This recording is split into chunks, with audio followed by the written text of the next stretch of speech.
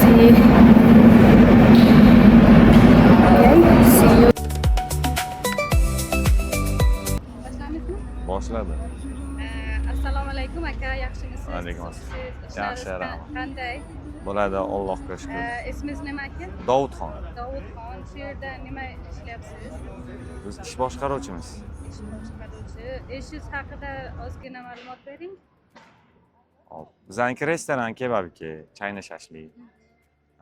Eski brendda chayna shashlik bo'lgan. Hozirgi yangi brendda yangi nomi kebabiki.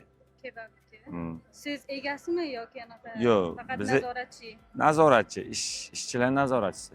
Ishlar qanaqa? Ko'p odamlar keladimi? Odam Ish- juda ko'p. Odam yaxshi keladi. Shu yerda bilaman bu Expo Center, anaqa biznes markazi. Biznes market. Shu Expo Center haqida nima siz bilasiz? Expo Center'da har xil tovar, ya'ni oziq-ovqat, qurilish mollari, maishiy texnika, bitovoy texnika shularni tovarlarni ko'rgazmaga olib chiqishadi ommaga. Shularni sotishadi shu yerda. Chet eldan mehmonlar keladi. Misol Xitoy, Koreya, Yaponiyadan kelishadi, Turkiyadan kelishadi. Tovarlarni bu yerda ishlab chiqarilgan tovarlarni chetga eksport qilishadi. Anaqa shu sohasida faqat hotellar bormi yoki anaqa konferenslar ham o'tadi? Hotellar ham bor, o'tadi, konferensiyalar o'tadi, festivallar bo'ladi. Yaxshi. Anaqa siz qancha vaqt shu yerda ishlayapsiz? Boshqaruvchi sifatida. 15 yil bo'ldi, 13 yoshimda kelganman, hozir 28 ga to'ldim, 15 yil bo'ldi. Siz anaqa bilamanki eng yoshlik paytida ishlash boshladingiz. Ishlash boshlangan.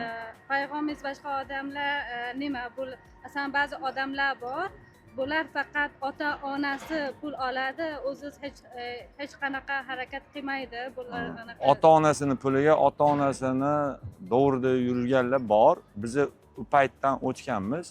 O'zimiz yoshligimizdan ishlab pul topganmiz. siz nima deb o'ylaysiz? Qaysi soha biznes boshlash eng yaxshi? Restoran, milliy taomlar. Ikkinchi biznes gostisa hotel, mehmonlar, turizmskiy zona qilsa yaxshiroq bo'ladi. Anaqa 7 yil oldin Toshkent ancha rivojlanmagan. Siz 5 yil kelajakda nima tasavvur qilyapsiz? Toshkent qanaqa yana yangilik ko'rasiz? O'zi Toshkent Dubay bilan bir xil bo'ldi. Undanda yana Amerika bilan bir xil bo'ladi deb o'ylayman.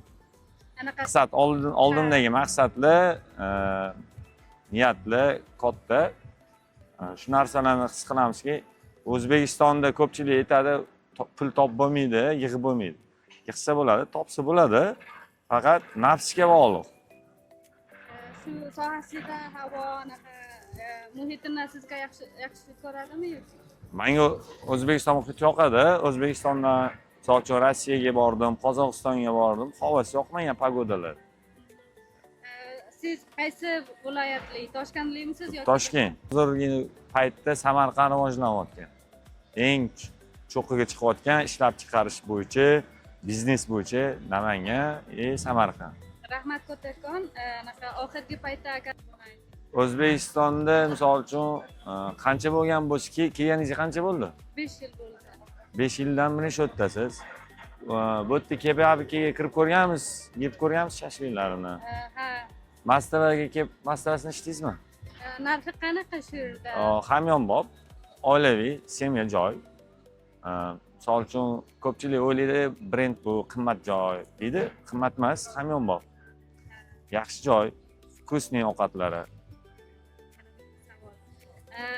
Toshkentda ko'p xorijiy odamlar keladi. Shu xorijiy odamlar birinchi narsani ko'rish uchun nima tavsiya qilyapsiz? Qaysi joy boradi, qaysi restoranga?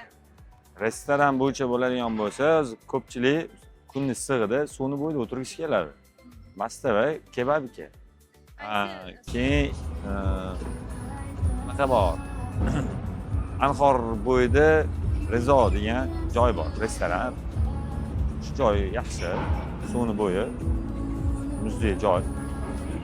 O'zbekiston kelish uchun qaysi paytida eng yaxshi Eng yaxshi payt bahor bilan kuz. qaysi oyda? Bahor oyi bilan mart, aprel, may o'sha 3 oy yaxshi.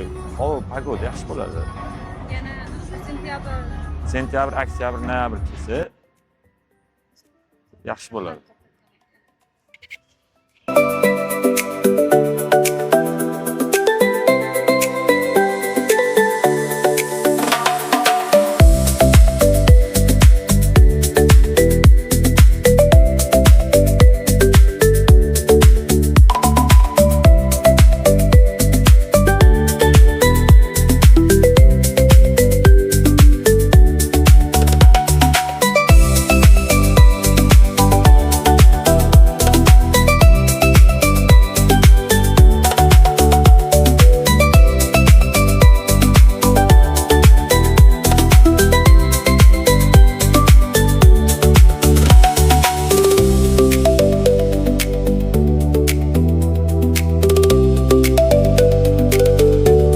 Assalomu alaykum. Assalomu Yaxshimisiz? alaykum. Yaxshi. Nima? Ramzda. Shu yerda nima qilyapsiz? Endi ishlayapman hozir. Qaysi restoran? Restoranmi, kafemi, nima? Kebabika restoranda. Nima restoranmi? Kebabika restoranda. Nazorat qilish. Shu yerda ko'p odam kelyaptimi yoki Ko'p odam keladi. Kechki payt. Obedda ko'p odam keladi, kechki payt ko'p odam keladi. shu yerda Kechqurun вообще eplab bo'lmaydi. Daryo sayohatiga ham ko'pchilik keladi. siz yosh Pulni olmaydi-yu, yaxshi bo'lsin deb olib qaysi qo'yishadi. yaxshi? Ota-ona puli yaxshi yoki o'zingiz mehnat? O'zingiz mehnat qilib topgan pulingiz yaxshi. Yaxshi.